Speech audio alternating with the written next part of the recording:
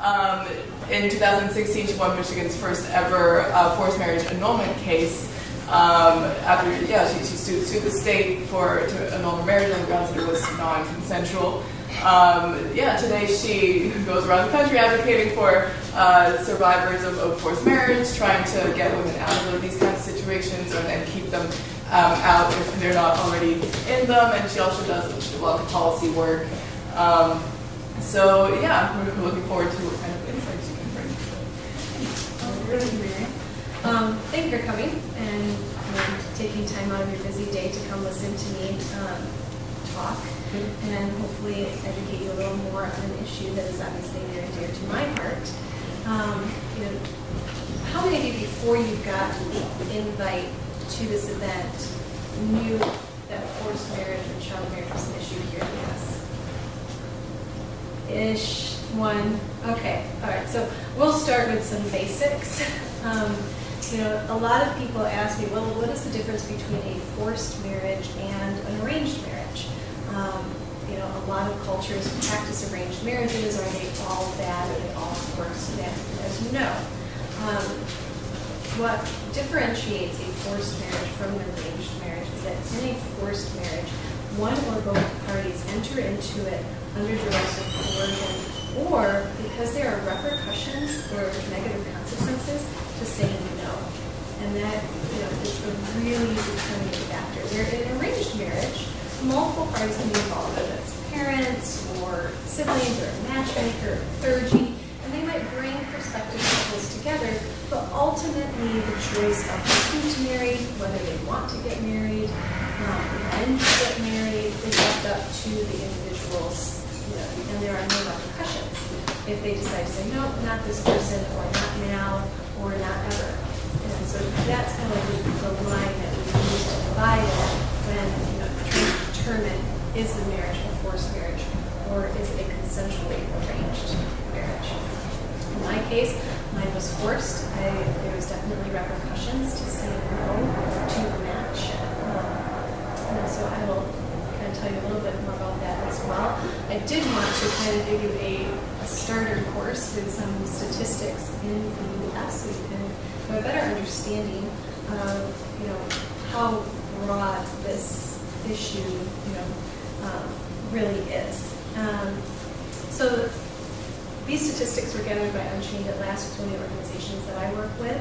And they are an organization based out of New Jersey that is dedicated to helping survivors and victims of forced marriage to flee or to avoid them. They also work tirelessly on advocacy for legislation change, state by state, going through. They're instrumental in changing the laws in Delaware, New Jersey. They work with Pennsylvania and other states as well. So some of the statistics. Child marriage is associated with higher rates of death resulting from childbirth, unwanted pregnancies, pregnancy termination, and malnutrition in the offspring.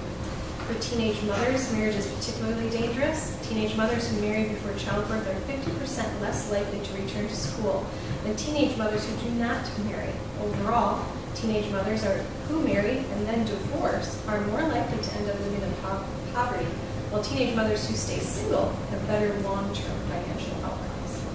And usually that's because when they stay single, they are able to make choices for their employment, for their finances, and have a lot more independence in those areas versus when they stay married, those choices are made for them. Women who marry before 18 are 3 times more likely to have been beaten by their spouse than women who married at 21 or older. So often the power imbalance of the ages creates really abusive situations for the women and girls that are in it. Age at marriage has long been the single most accurate predictor of marital failure. Those who marry before 18 have a stunning 70 to 80% chance of getting divorced. So often, legislators look at marriage as the cure for unwed mothers, for young people, for poverty, for different things, or they cite that marriage is the family unit, it's the strong unit that should be what we aspire to, while ignoring the statistics that when families end in divorce, they're creating economic chaos for the families in most cases and instability for those children. So marriage is not usually the best answer in these cases. In 2011, Tolerant Justice Center, which is another organization that I work with, they're also a member of the Forced Marriage Working Group, which I'm also a part of, conducted a study and reported 3,000 forced marriages in the 2 years prior to that. So now understand, when it comes to forced marriages, they're usually not reported. We're not running up to agencies and saying, hey, I was in a forced marriage, count me in. So this is likely just the tip of the iceberg. These were marriages that were identified by organizations who were helping clients dealing with the issue. So, but still 1,500 marriages per year on average is a lot of women going through some really difficult times. And if that wasn't bad enough, and I promise I will stop boring these statistics here soon. In a national study conducted by PBS Frontline 2017, it was reported that 207,000 children were married between the year 2000 and the year 2015 across the U.S. So that's enough children to fill a pretty decent-sized town. And of those, they range from age from 17 down to 6 girls who were 12 years old. 12.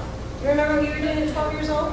Probably not thinking to get married. My 12-year-old right now is more interested in making slime and going to the library and watching anime. She's definitely not thinking about cooking dinner and paying bills and taking care of a husband. That's for sure. But there's 6 little girls in the U.S. who did have to have those pressures put on them. Of the children, 87% are girls, 13% are boys. This does affect boys as well, just a small percentage. And 86% of the marriages were minors marrying adults. So this is not the case of 2 high school sweethearts that want to get married at 16 or 17 years old. Typically, the adult is 5 or more years older than the child they are marrying. In the study that I just cited, there's 10 states, including California, that did not report numbers for child marriages because they were not participating. So that number is actually probably much higher than the 207,000. So, and that's where I want to back say, we don't think this is an issue typically in the United States. However, 207,000 children is an issue. So I really commend you for coming out here because it shows that you care. And by spreading the word and by letting people know about this, we can make a change and we can continue to lower these numbers as advocates like myself are working so diligently to try to do. Now, in my case, I was not a child bride. I was 19 years old when I was married. However, the way that I was raised, I did not have the self-agency of a typical 19-year-old. At 19, when you can go to your parents and you're like, well, I'm going to go stay out late with her, you like it or not, and you're like, well, you still live in my house, but you're an adult and you know better, so you just leave anyway. I didn't have that. In my circles, you stayed essentially a child until you were married, and your parents made all the decisions for you, particularly the fathers. So a little bit about my background to kind of tie into that. I was raised in West Michigan.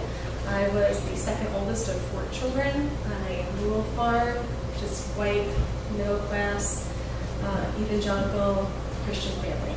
However, we did ascribe to a very ultra-conservative lifestyle called the Christian patriarchy movement. So we had a very strong belief that the father was the head of the household, women were to stay home, children and women were supposed to be subservient and obedient to the husbands. Their will was law. They spoke on behalf of God. So it wasn't exactly an environment that really encouraged autonomy, or really self-reflection and growth at all. So growing up, right around the time I think the earliest I remember my dad talking to me about marriage was when I was 11. And he just kind of laid it out. Hey, you don't have to worry about dating because you're not going to date, because I'm going to pick your husband because you won't make a good choice and that you're not smart enough for that. At 11, you don't look at your dad and be like, that's crazy. You just like, okay, this is how you're raised. And that dialogue continued. And I was going through some just old memory stuff, and I found this curriculum that I had done when I was 13. And it was about being a keeper at home. And the whole manual was about training girls to be good wives and mothers, because it was the only way they could please God. And it just went through verse after verse, asking questions. It was very leading, and it was definitely, especially reading it now from a different perspective, definitely very ingraining into young girls that this was the path that they needed to take to, if they wanted to please God. And so this was my upbringing. This was what I was diving a wool in. When other 16-year-olds were thinking about, school and band and everything else, I was homeschooled. I was, working in my dad's business, and just wondering when he was going to find a spouse for me, because that was the next step. That was the next course of life. And any aspirations I had, being a missionary, traveling the world, living in Paris in an apartment and doing humanitarian work, all of that had to be killed, because none of those things were going to come true. And so the first time my dad approached me, I had found a spouse. I had just turned 18. My sister and I were still living at home. And he had found spouses for both of us. He sat us down and said, hey, I think I found you husbands. They're brothers. But I'm still working some things out with their father. So, I'll keep you in the loop. And then all of a sudden, it's like, wow, we could be married either in a couple of weeks or a year. We didn't know, because we weren't actually part of that transaction. The fathers talked over the course of the next several weeks. And I recorded a lot of that in my journal. And at the time, it never dawned on me that I could just say, no, I'm not interested, or what is this guy like? Am I even going to like him? The only question was, is he going to like me? Because what I like, or what my opinion is, doesn't matter. That voice wasn't valid. That transaction fell apart, and it was another year before we found another match. And at that time, I was living with an aunt of mine in Florida, and I got this phone call one evening, and was told, hey, there's been a match, we're really excited about you, make sure you're home tonight to take this phone call. Never asked, would you like to take this phone call? Are you interested in this person? Are you still interested in getting married? None of that was a question. It was just, you take this phone call.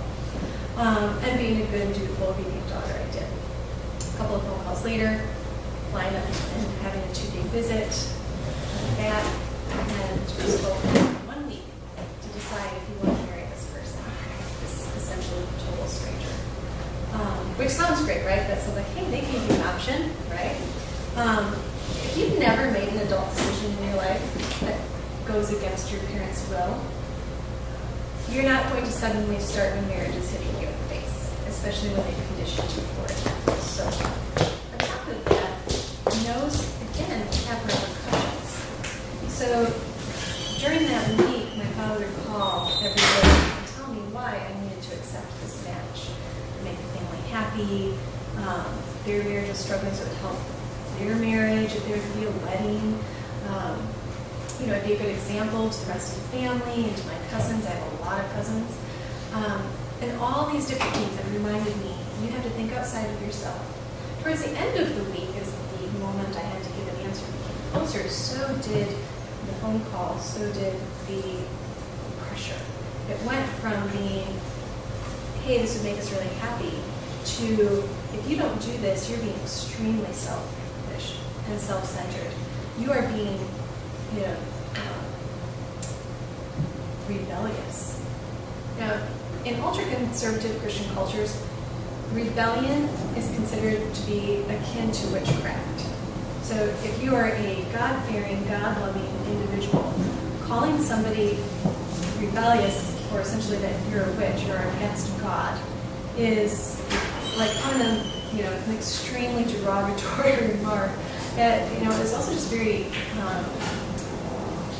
very, very hurtful, because that's the last thing you want, especially if you are a person of faith and you do care about your faith and And especially at that time in my life, I was, very devout in my faith. So the idea that by not doing this, I was rebelling against God, that was awful. That was terrifying. That was an actual threat to my safety, in my mind at that time. Also, when you are in rebellion, you are sinning. When you are sinning, you cannot be a good example to the rest of your family, which means the rest of your family can't be around you, so you are shunned.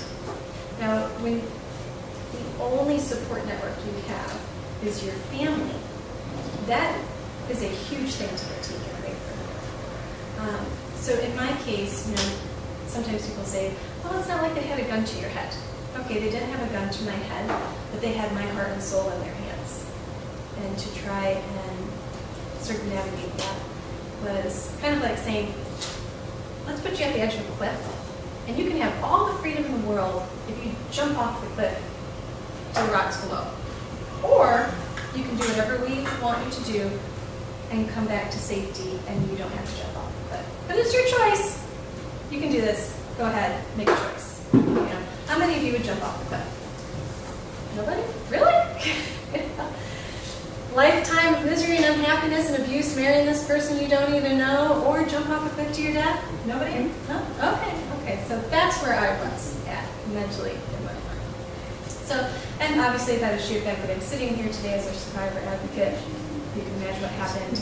I agreed to consent versus losing my family and my life. I was married not long after that, because again, I don't pick the wedding date, they do. And where I had hoped and thought that I would be given some agency and some autonomy in marriage, because after all, I'm no longer a child. I'm a married woman. I can, think for myself now, finally, right? Nope, found out that was only for the men. The girls in our group, you don't get agency once you're married. You don't actually become a full-fledged adult. You still are expected to submit, obey without question, don't think. So things like, birth control, not my choice. That was a man's decision. When I got pregnant, it was a man's decision. So imagine I got pregnant right away. And thereafter, I lived 11 years in that situation of my life, essentially scripted for me. What I could wear, how I wore my hair, who my friends were, where I could go and when, how I was disciplining the children, homeschooling. Even the work I could do from home was allowed within the limits. You can do this much per day, or you can have these clients, or you can, spend this much on it, an investment, or what's, if there's a benefit, then, outside of myself being happy, then maybe it's okay. So all aspects of life are controlled in that. And then, of course, I don't have autonomy over my own body. So if he wanted it, he just took it. So it didn't belong to me. It belonged to him. And the scars of that abuse are long-lasting. And for so many women and girls, they experience the same thing. Because when you have that level of power dynamic, when you're not allowed to say no, or when your no is just completely ignored, it doesn't take long before you give up. You embrace it, like, it doesn't happen anyway. And then you're stuck in it. And you feel hopeless and helpless. Like that there's no way out of this. Particularly for girls and women that are stuck where a religious dynamic is really strong. The idea of divorce is often frowned upon or just not tolerated, not an option. Abuse is ignored by clergy, and they're told you just have to deal with it, you have to submit more, you have to change. And so the idea that you can get out often is not even a thought, in your head. So many people say, why didn't you leave sooner if it was so bad? Didn't know I could. I didn't know how to leave. There's so many barriers standing in the way of getting out. I have 3 small children. I don't have anywhere to go. My whole family and network is part of this, system that perpetrates this and encourages this. So even if I ran to my family's house for a night and said, hey, this is a problem, I'm being hurt, I'm being abused, I need help, they might help me in that moment, but then they're going to set me away. And then it's just going to get worse. So you avoid that at all costs. So some of the other barriers that I struggled with, and that other women definitely struggle with, access to finances. In my mind, money in the account is not mine. I couldn't take it without permission. So the idea that I could just go to the bank and withdraw it and then live off of that with my children for a while just didn't even dawn on me. It actually took a therapist to tell me, like, you realize you can just go and get it, right? What? Really? And when I did get out and I did go to the bank, I remembered how terrified I was that he would find out and what would happen to me when he found out. And I was so surprised that the bank just handed it over. Here's the signature. Here you go. No questions. Why are you withdrawing money? And I say that just to kind of, again, give you an idea of the level of, just mental coercion that was going on at that time. And so many of these girls are going through the same thing. Now, for minors that are contracted into marriage and are stuck there, they face an even greater obstacle because minors can't just go to a bank and open a checking account. They need a cosigner. They can't just go and buy a car because they can't get car insurance or sign a car lease. They need a cosigner. Same thing for an apartment, for an attorney, for any type of legal services. Women's shelters often will not take in minors because they can be considered runaways for that or criminalized for that. So particularly minors have nowhere to go when they want to leave if they don't have a family or a friend that would be willing to take them in. And even in those cases, that family or friend could be charged with harboring a runaway or child concealment. And when it's reported to CPS or the authorities, they're often, again, considered a runaway and returned to the adult spouse or the parent, which perpetrated the problem in the first place. So it's hard enough as an adult, it's almost impossible as a child because the services just are not there. And with forced marriage in many states not considered a crime, often the police can't help because a crime hasn't actually been committed. And so they can't do anything with it until after the fact. But even then, they have to try and bill it as domestic violence or kidnapping. You can't be kidnapped by your own spouse. So there's just a plethora of laws that can stand in the way of getting children the help they actually need, to be able to leave. So in my case, I was fortunate. My mental and emotional state had gotten so bad that even the children's father noticed and was saying, hey, something's wrong. She said I just stopped acting happy, acting like she was. And so I came to the center to a counselor that can help her be happy again.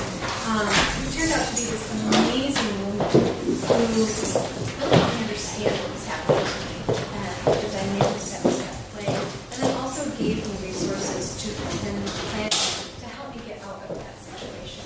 That was one friend that I ended up connecting with right before I left was pretty much the only support network that I had, but it wasn't enough. So I was able to get out.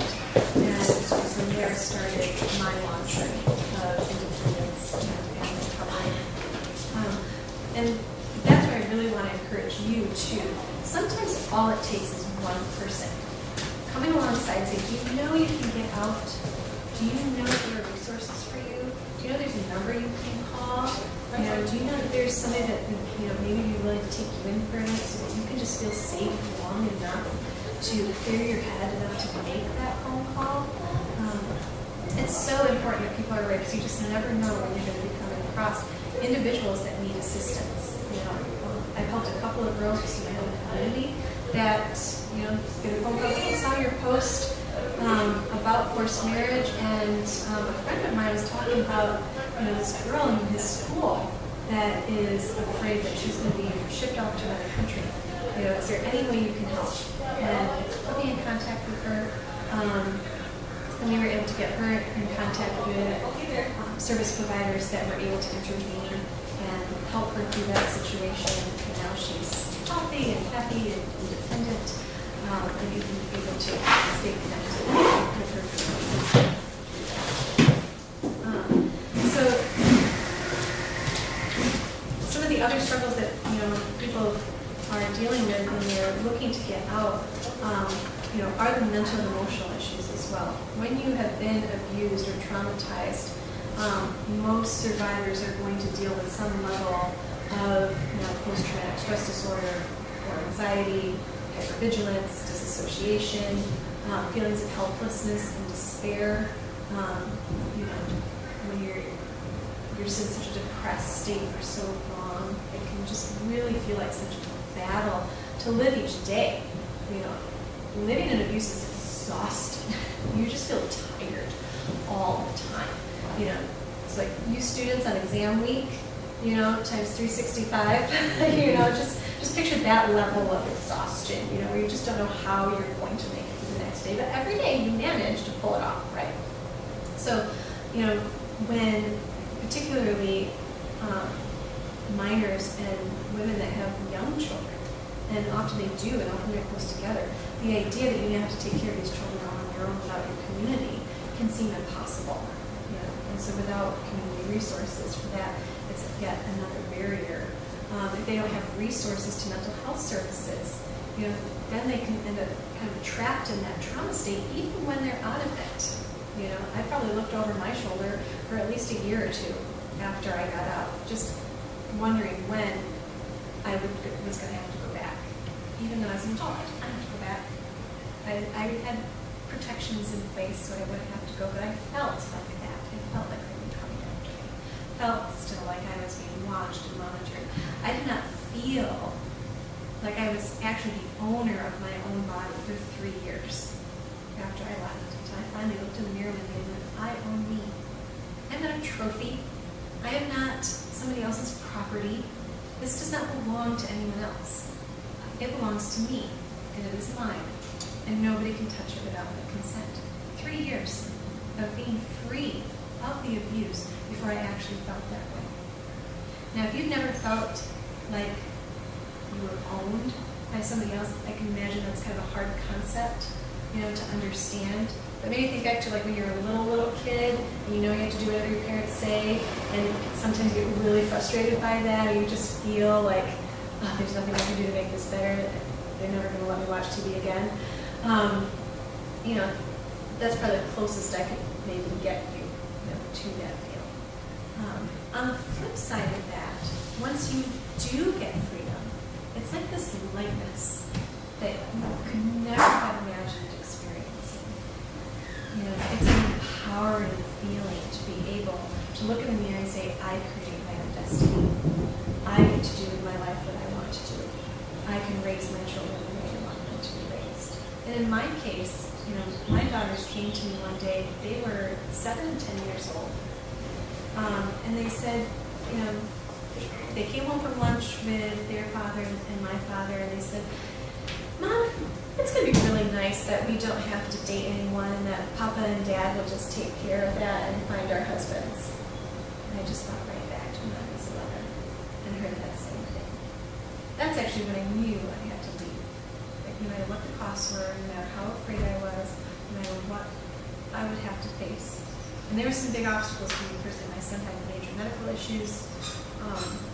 That I wasn't sure how insurances would work, whether I could do for work or qualify. It's very expensive. But I knew I had to go because I knew I did not want them going through what I went through. And now they are 15 and 12, and they know that under no circumstances will they get married until they are ready, if they are ever ready to.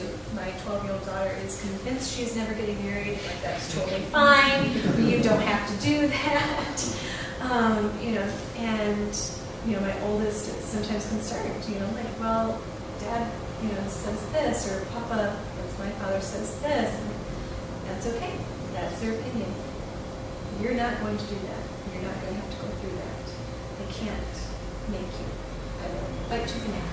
And so being able to see them thrive and live in freedom was definitely worth all the heartache, blood, sweat, tears, and so much money to get an attorney and get free and do this. That's not always the case for a lot of women and girls that are leading forced marriages. Often because they have no job skills, no job history. All they can do is take minimum wage jobs. They're working all hours. Often they have all of this mental health that they're struggling through. And so when a court looks at them, they don't see this like strong, vibrant parent. They see someone that's pretty broken down. And they see on the flip side, this financially secure, well supported by the family, part of the community, father, that wants the kids, and he wants to step up and be a dad, and the community wants to be there. And she's over here saying like taking them away from all of that, and it can be really challenging. And so often these women are losing their children, and so again, barriers. The thought that I might lose my children is enough to keep you there. It wasn't until a therapist said, you have equal rights to your children. And thankfully, Michigan is generally a pretty pro-mother state. She just really encouraged me, you're not going to lose your children. You will probably share custody with your children, but you will not lose your children. I was terrified that I would. But it was with that encouragement that I was able to take those steps. I was fortunate to get a job that supported my family, that supported hiring an attorney. And like Miriam said, it was a 2-year battle before I was granted the annulment. But I was also granted custody of my children, so I did not lose them. I do, however, again, because the courts don't understand this whole dynamic, have to co-parent with my abuser. And that's hard sometimes. And to have to continually not say things that I want to say when the children are going after the weekend, but just stay positive and stay strong. But knowing that that's happened because our society, our government, our legislators, our judicial system just is not aware enough of this issue and the impact that it has, or what the real dynamics involved are. They're just very, very confused by it. Much like they were with domestic violence.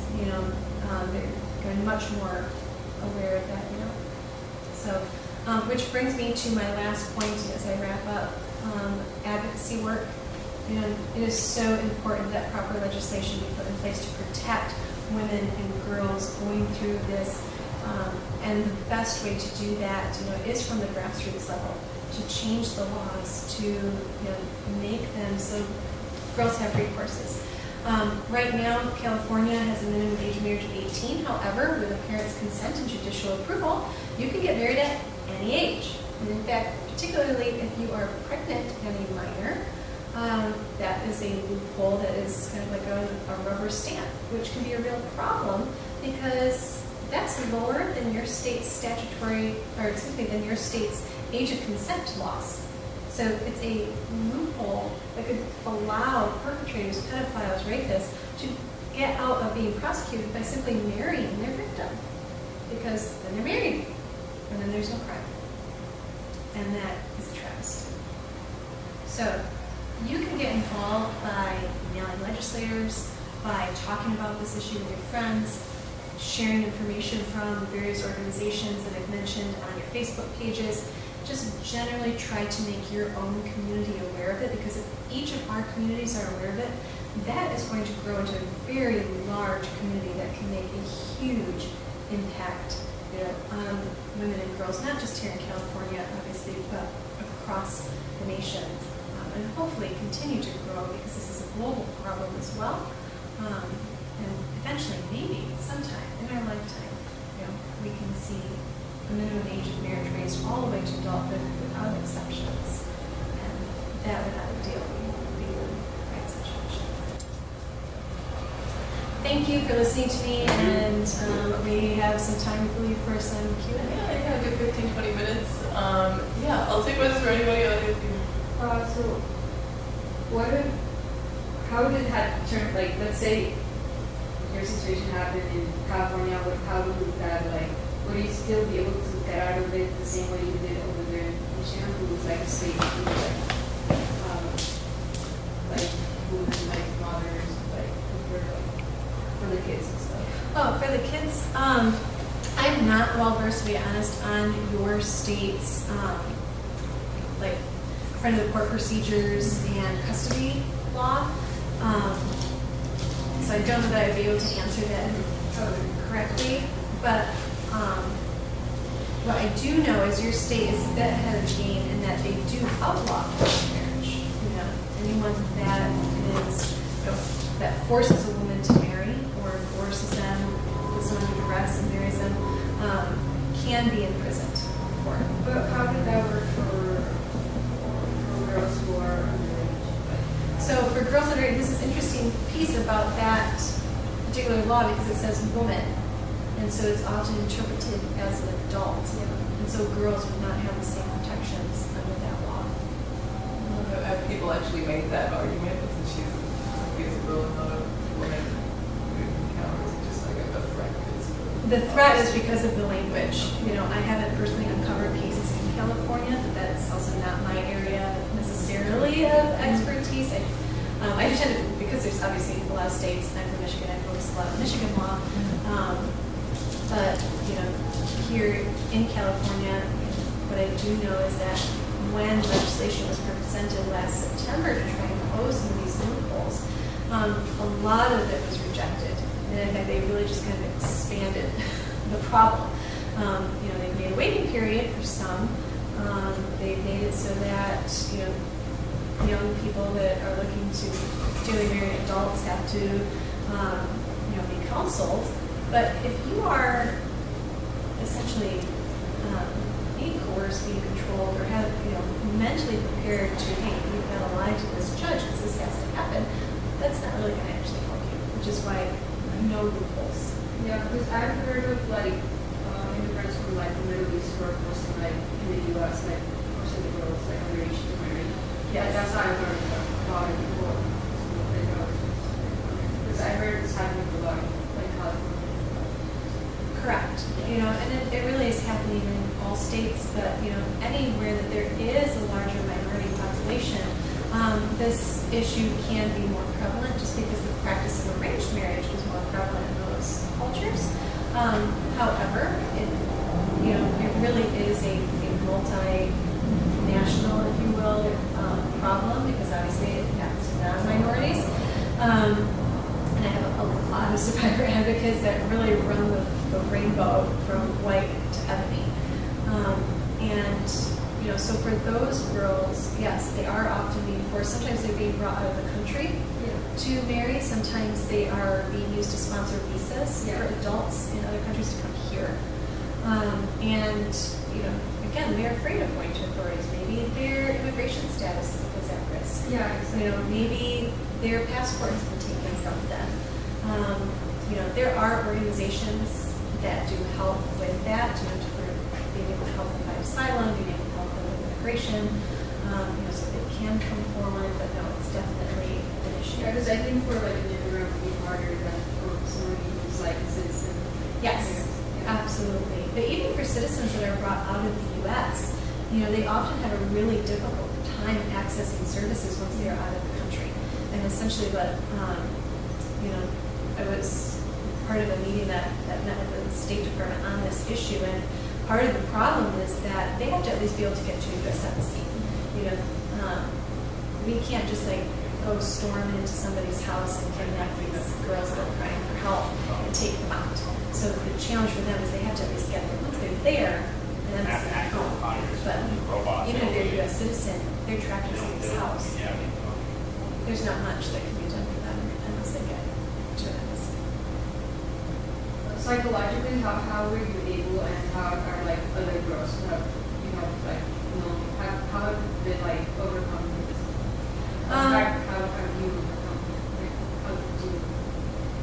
So let me better clarify. How have I overcome it since I've left, or how did I like get over those mental hurdles to be able to leave? After you left. Okay, so after I left therapy, I'm a huge believer in mental health services. And, also what I found hugely encouraging was being able to talk with other survivors and know that I wasn't alone. This was not a one-off thing. I wasn't crazy. This happens. It's not just me. That was extremely encouraging. Also, my community. Honestly, when I left my community. I left my family. I left my entire support network. Again, with the exception of 2 people. And so I didn't know if I was going to be able to build a new community. It was honestly thought I would just be alone in this. But as I started reaching out for assistance, as I started being able to tell people what was going on, I found that the community just surrounded me. My children were homeschooled. I needed to put them into the public school so that I could go to work. And I was really terrified that the principal would look down on me because the last few years have been so hard. My children were behind, and I didn't know what was wrong. Turns out it's the environment. I'm thriving in advanced classes now. But I was just terrified that she was going to judge me, and I would be considered a bad parent, that I wouldn't be able to get them enrolled, or a whole bunch of other issues. And she just welcomed me into this whole new family. All of the teachers did. And they really went above and beyond to let me know that I had done the best that I could. The kids were fine. They were going to do great. Same thing with health professionals. As I'm talking to my doctor, giving me resources, letting me know I was going to be okay, letting me know that my scarring was going to heal eventually, referring me to therapies and services to help with that. Legal aid services, letting me know that, hey, here's what we can help you with. Here's what we can't help you with. Here's some referrals. My local women's shelter, I went to multiple support groups for well over a year. It was just, again, the support that I needed to know that I wasn't alone. There's a local church, very different denomination from my own. And so, again, you're not going to help me. We're different denominations. We don't like people from different denominations. Apparently, they didn't have the same belief as my church did. So they just came in and helped. Yeah, what denomination are you now? I consider myself non-denominational. I've almost gotten to the point where I say, well, I'm not really associated so much with like mainstream Christianity, but I'm definitely a person of faith.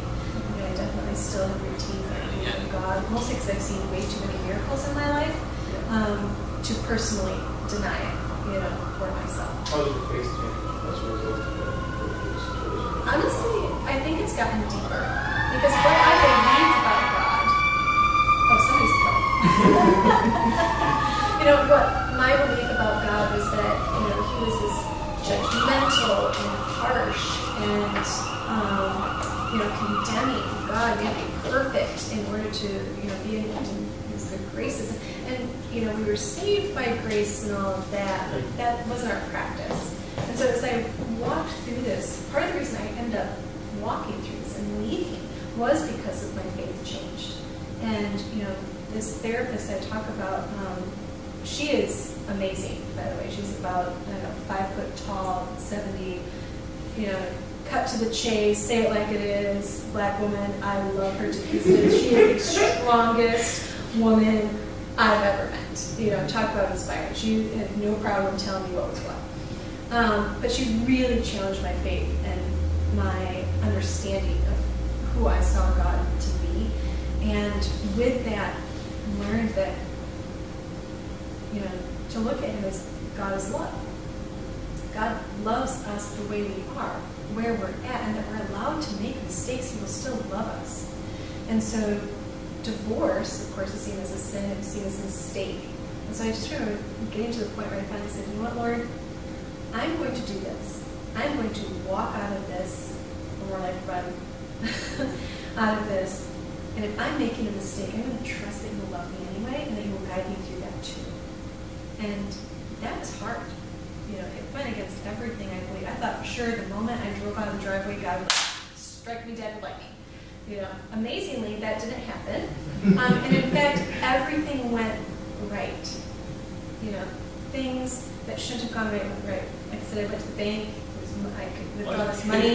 I didn't know when his payday was. I didn't know how any of that worked. And it just so happened that I ended up leaving a day earlier than planned because a friend of mine said, hey, we can come down and help you. We can get you out. A friend that I did not think would be supportive of this decision, who's still an extremely supportive person today. She said, cool, let's get you out tomorrow. I'm like, I can't wait for 2 more days. And she's like, no, tomorrow. It's a good thing that she did, because we went to the bank that day, and it turns out that he was paid that day, also bonus that day. Where if I had gone the next day, all of the auto pays would have drained the account. Or it would have been significantly less money. We lived off that for weeks until I got a job. Because as you can imagine, it's not anything I would really volunteer to help, because they want to force you to come back. So it's things like that. It's things like the community coming around. I went to a house, I had no furniture, and people came out of nowhere and brought furniture. They brought bedding, clothing for the children. Christmas time came a few weeks later, and Christmas is a big deal to me. We have a lot of traditions. And the idea that I was not going, I had gotten a job by then, paychecks were, not exactly going to cover a nice Christmas for my children who had their life ripped away from them. That's the other thing that people don't, a lot of people don't always think about. I saved my children, but they didn't know that. All they know is that their family's gone. We're not allowed to talk to them. They're not allowed to come into the house. I was terrified of them being taken. Was that all of your children? All of my children. They didn't So- know that particular way. Yeah, they felt like mommy's the worst person on the planet. I was enemy numero uno for probably until this year, after they was therapy. Again, mental health, really supportive. But this community came around, and on Christmas morning, we had a living room full of furniture, fire in the fireplace, a gorgeous live tree, which is something that's really important to me. It's just like a tradition, covered in ornaments, and more presents than my children have ever gotten on Christmas. Because people heard about our situation, and they just loved on us. And they didn't ask me if I was worthy. They didn't ask me what the reasons why I left were. They just knew that we were alone, and that we didn't have anything, that we were going through this hard time. And it was things like that that kept my faith strong, because my prayers kept getting answered by the community around me. That's why I really encourage you. Hear about somebody that's going through something like this, something as simple as sending a gas card or groceries, or can I watch your kids for an afternoon so that you can go find a job. It's more than just the gift card. It's saying you are worth helping, you are worthy, and you can keep going. You are not alone. And that renewed my faith more than anything, is seeing God's hands at work through the community around me. From a policy perspective, my understanding is that in California, a lot of the opposition to laws they're trying to strengthen minimum age marriage, things like that, comes from actually places like the ACLU and Planned Parenthood, at least in California. And I know one of the arguments is potentially somewhat ironically from your point of view, coming from a sort of personal autonomy perspective, the idea that for example, to being able to get married at a young age, maybe a lot of people have the idea of the sort of high school sweethearts that try and get married at 16, that kind of, the idea that people should be able to do what they want with their marriages is kind of a key point of opposition. I know from your point of view, you can see that one of the problems with that is that if you grow up sort of in a scenario where you're psychologically you're kind of built into a mental perspective that constrains your sense of personal autonomy, that can laws like that can actually be very much exploited. How do you connect with people from sort of that point of view, and what are some other ideological points of opposition that you've faced with your policy advocacy work?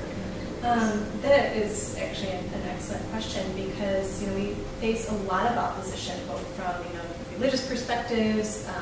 This is right against our cultural practices. What about the child's right to marry? Which that one I always find really funny, to be honest, because let's see, what's your age of sexual consent in California? I believe it's 18. Yeah, 18. How old do you have to be to drink? 21. How old do you have to be to vote? See where I'm going with this? Just because it's something you may want to do. How many of you wanted to drink below the age of 21? Come on. I said want to, not have. I'm still trying to cover you. It's okay. Want to is different than actually doing. Or, you know, how many of you know people that are under the age of 21? All of you. Okay. So you want to drink. Maybe you just want to buy cooking sherry. I was a 19-year-old bride that wanted to buy cooking sherry to make these special mushrooms that were a handed-down recipe from my grandfather, and I could not buy cooking sherry, even though I had a baby on my arm, you know? So you don't always get to do what you want when you're under the legal age. Why? Because it's been determined that it's unhealthy for you, or that it's dangerous, or that you don't have the autonomy and maturity to make those decisions. Voting is a big decision that carries weight. Our voices have value and they are heard when we vote. Why do we give the children this right? My 12-year-old asks this all the time. Why can't I vote? I understand the issues. Okay, you think you understand the issues. Just like so many 16-year-olds think that getting married is a great way to get out of an abusive situation, not realizing they're just jumping into a worse one. So my answer to them would be, why does a child have the right to marry? How are they possibly able to make a lifelong contract decision when they can't even vote to buy alcohol? That was 31. Okay, so technically we're out of time, but we are one different. One thing because it seems like you said a lot of them have like a 5-year gap in marriage or greater than that. Because to me it seems like when there's that sort of a gap, it's pretty clear it's not a high school student. It's like you would think so. something else going on. So like, is it possible to maybe make some policy like, well, like maybe if the male, like one person over 21 or one person under 18, they can't marry or something like that? Yes, and in a lot of states, you know, we're definitely, I mean, it's kind of one of those situations where we're really trying to get any safeguards in place that we can. You know, so the closer in age it is, obviously, it can help prevent some of that. But even in a case where, you know, one is 17 and one is 19, for the year until they turn 18, they don't have the same legal options as their adult spouse. Or for somebody that's 17 and 21 even, you don't have the same legal options. So you're stuck there for the year. And by that time, you might be so beaten down that the idea of leaving just isn't a possibility even when you are an adult. You know, so there are still risks even with that. But yes, it's definitely going to avoid, you know, a 15-year-old getting married off to a 30-year-old. And yes, you would think that would be obvious, but I can tell you if you Google a little bit, there are story after story after story of full-fledged adults marrying young teenagers and getting away with it because, you know, the parents signed off on it. You know, there's a girl in Florida who was 11 and married someone in their 20s to cover a rape because she had gotten pregnant. Sherry Johnson. You know, amazing woman. Powerhouse. Wait, what's her name?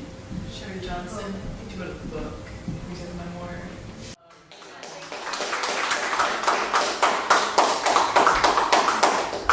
So the faculty did set up yes. several things. Thank you guys for coming out. As we leave, if you have any questions for Nina, she'll be with us.